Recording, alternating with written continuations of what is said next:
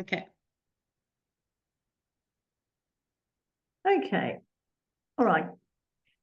Good morning, everyone. We are going to talk today about stress and anxiety with Jo Ridgway, who is a health educator for the Primary Care Network.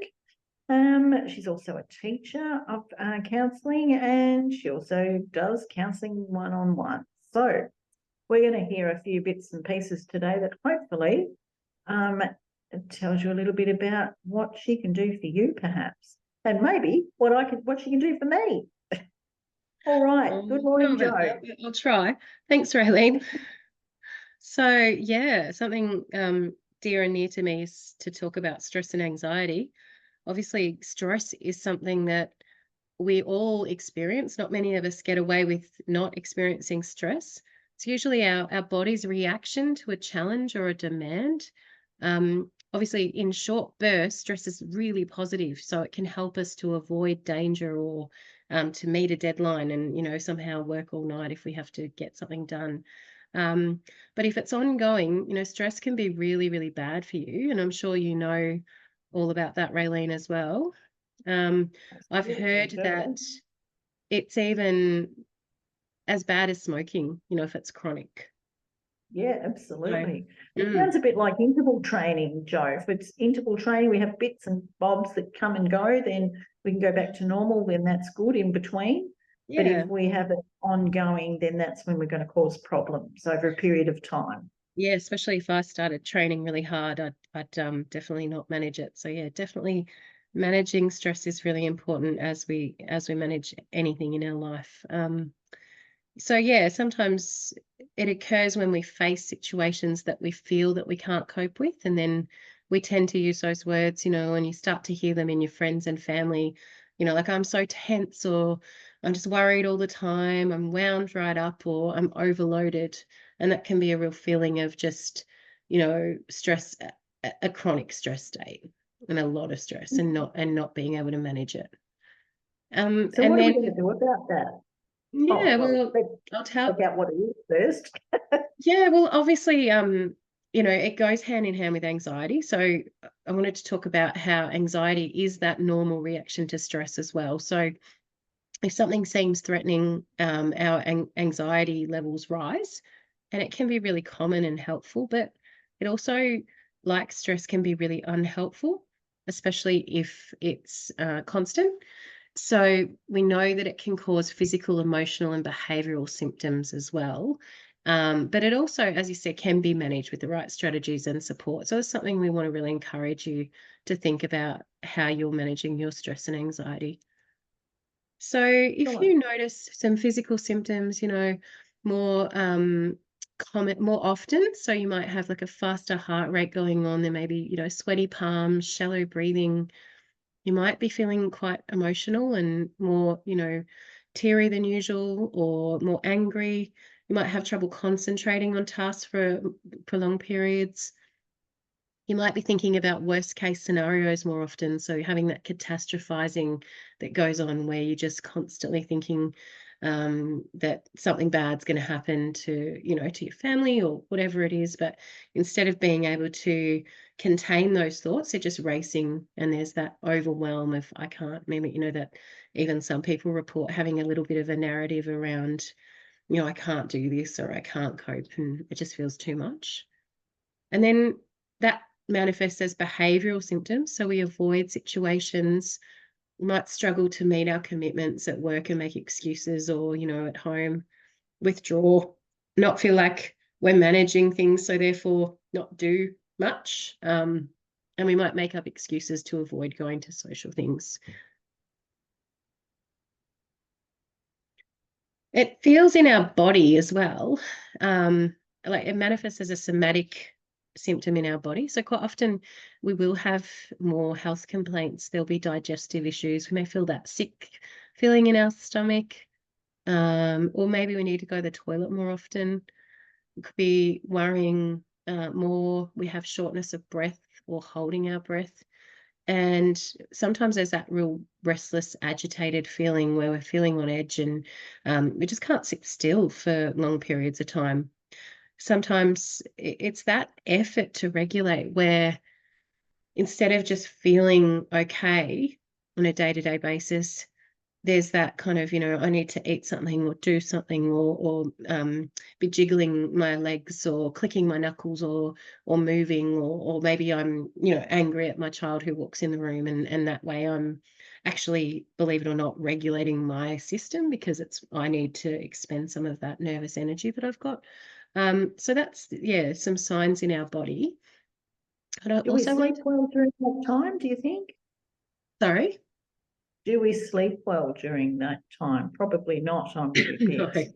No, and I've got that on that list here. So, um, we, knowing when we're tolerating stress, sleep is a really, really big indicator. So, I know you've mentioned in a few of your health topics recently about how sleep can impact so many areas of our life.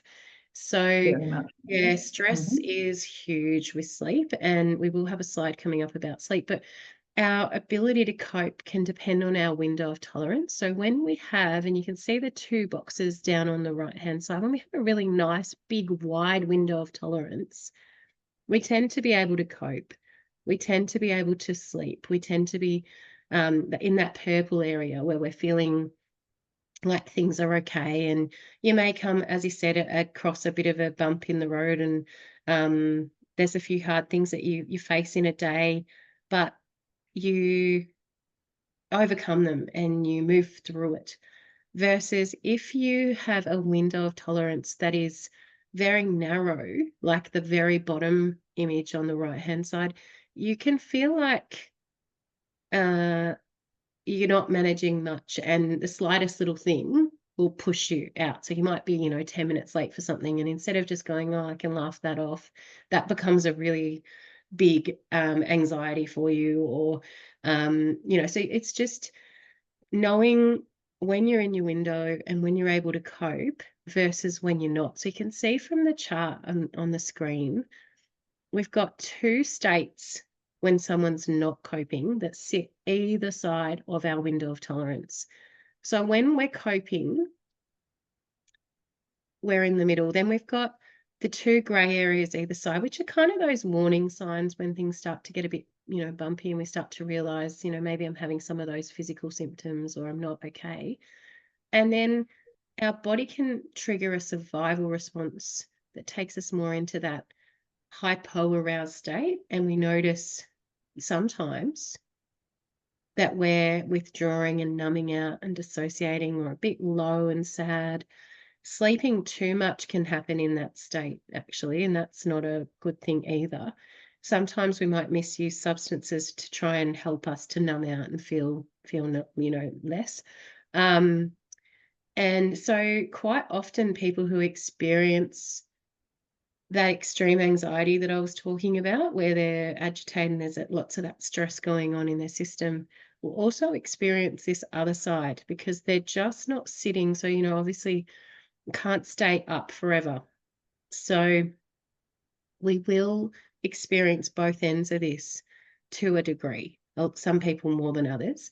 And obviously they're not healthy states to be in long term again. So yes, we all numb out and we all watch Netflix for ages, or we all, whatever our chosen thing is to do to just spend time recovery mode, versus being in that, that hyper aroused state where maybe we're not sleeping, we're edgy, we've had a lot of caffeine, or we're agitated and we're angry and we're really that hair trigger kind of response where we're reactive.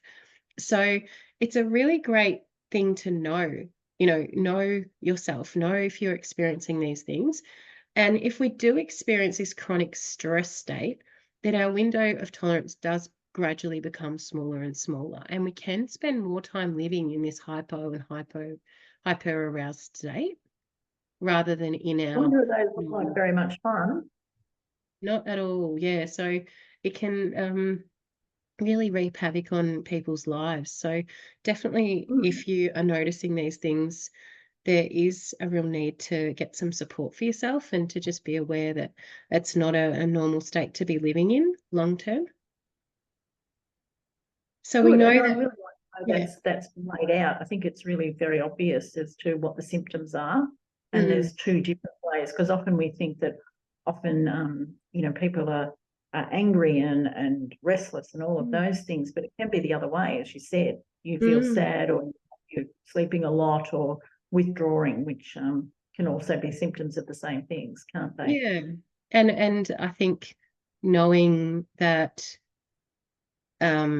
that is a normal reaction for us to go into if we need to recover from being in a really high stress state. So quite often, Yeah. people call it, almost like they've hit the wall. Have you heard comments like that made? And they feel like they've just hit the wall and they just can't get off the couch and life's just really hard. And that can be that state. And it can also be, believe it or not, a functional freeze. So people can still be functioning, but they're just in that Mm, shutdown.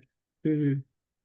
mm, And mm. pardon me, we also know that chronic stress is obviously going to exacerbate anxiety, but there's other things as well that can impact us and that we know that can make us more predisposed to anxiety. So family history is a big one.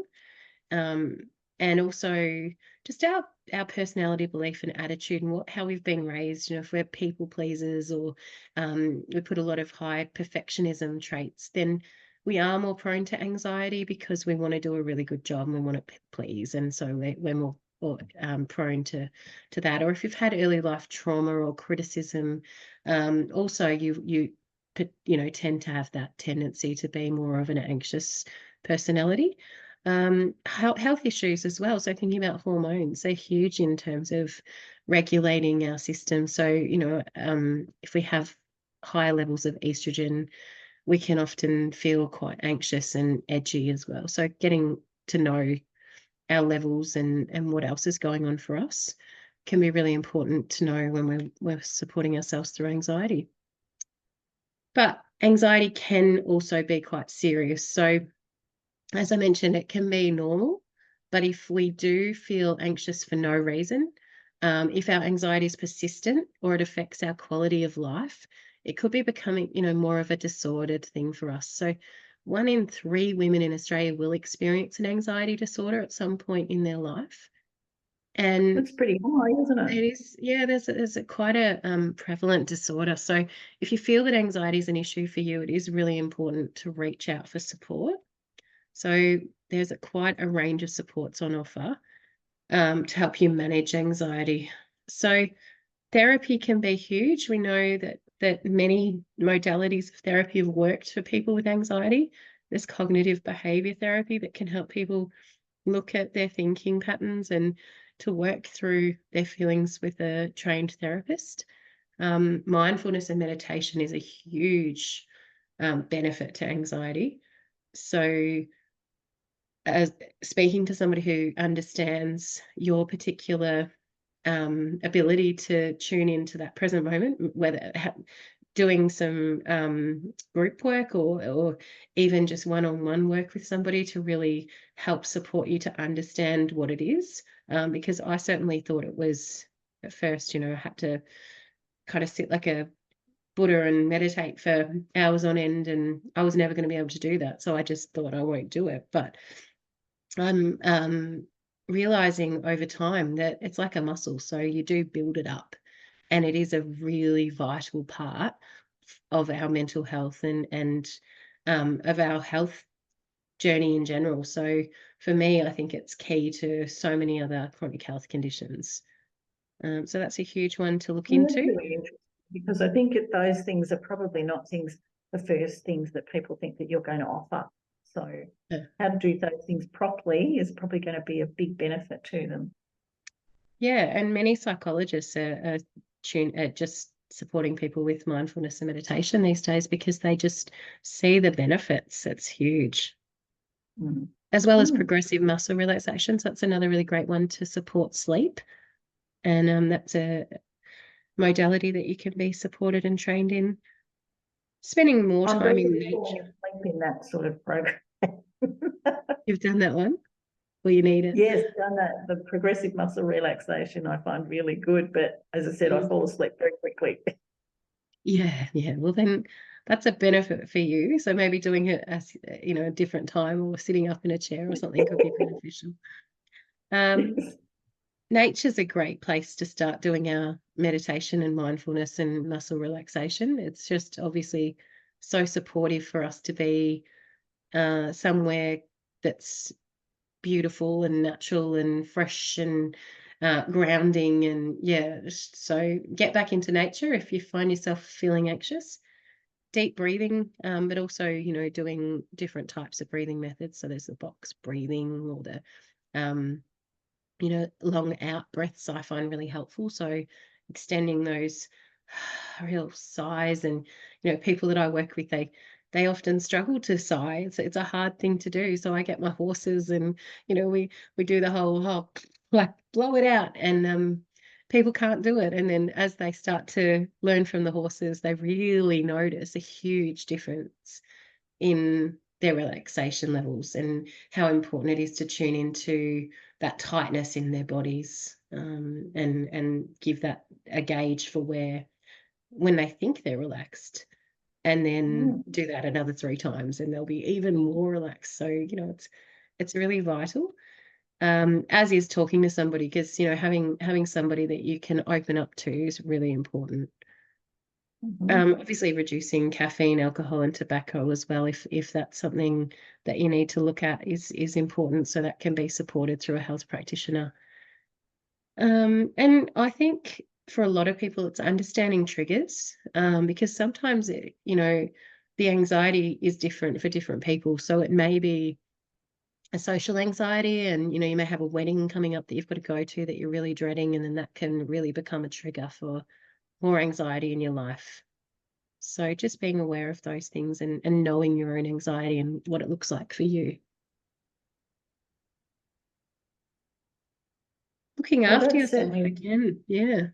All of these seem to come through for each different health condition. But, you know, we know how important it is to have a healthy diet, to move our bodies, to get enough sleep, and to minimize the effects of alcohol and drugs. You could see from that table earlier on how they really do, people do look for them to regulate their system and to try and get into that window of tolerance, but they're not effective in doing so. So it can feel that way. They can feel like a support, but long term they do increase anxiety and depression and other things.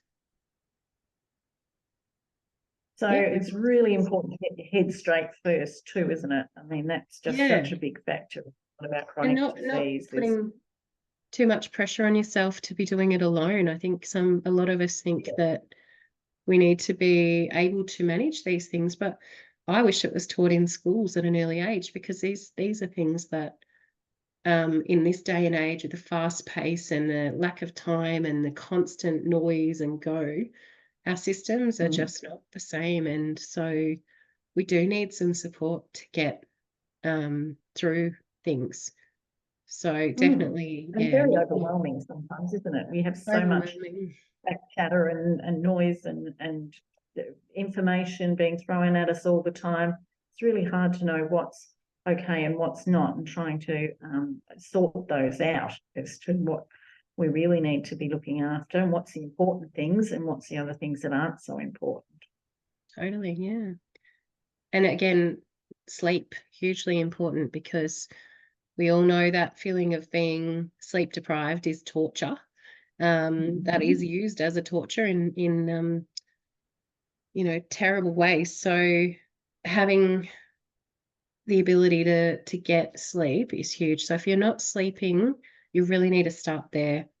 It's not, you know, managing anxiety is not possible if you're living on very few hours sleep. So supporting yourself, doing what you can with the bedtime routines, and, you know, no bright lights in the bedroom. Screens are huge. They're really impactful on sleep because they do have such a bright light. And I know I've got a blue screen blocker, so many people have those, but yeah, just not looking at our phones in the bed can be really helpful to our sleep.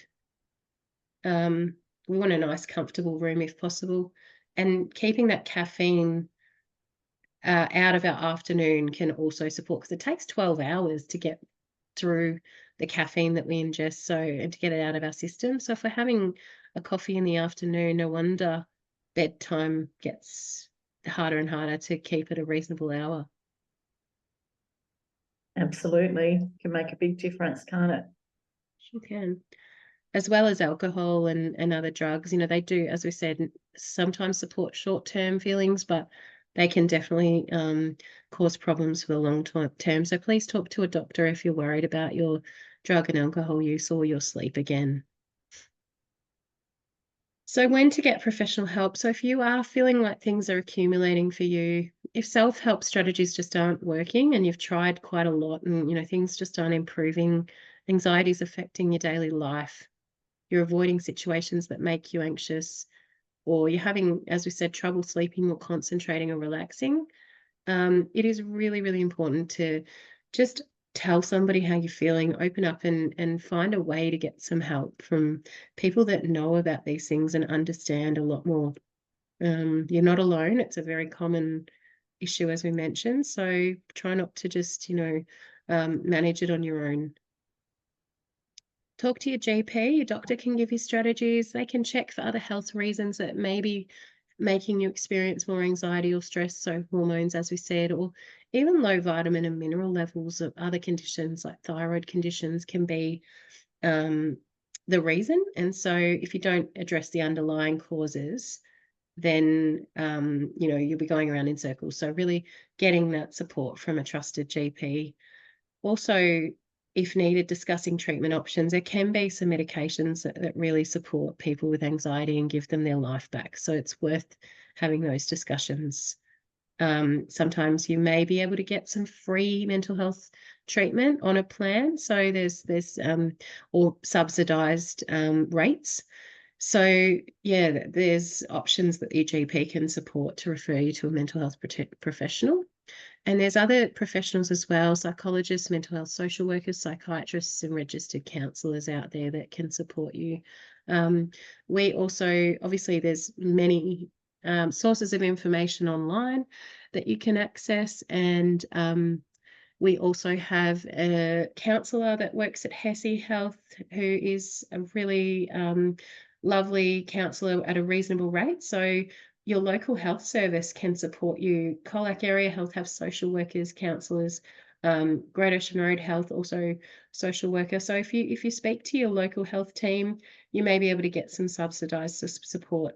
And often in your workplace, there's, if you're an employee, there's free counselling sessions available to workers and workers' families, and they don't need to be work related, they can be personal as well. So just check in around your employee assistance entitlements to get you some support if you need it. Thank you. Great, Jo. Well done. Thank you. Thank you.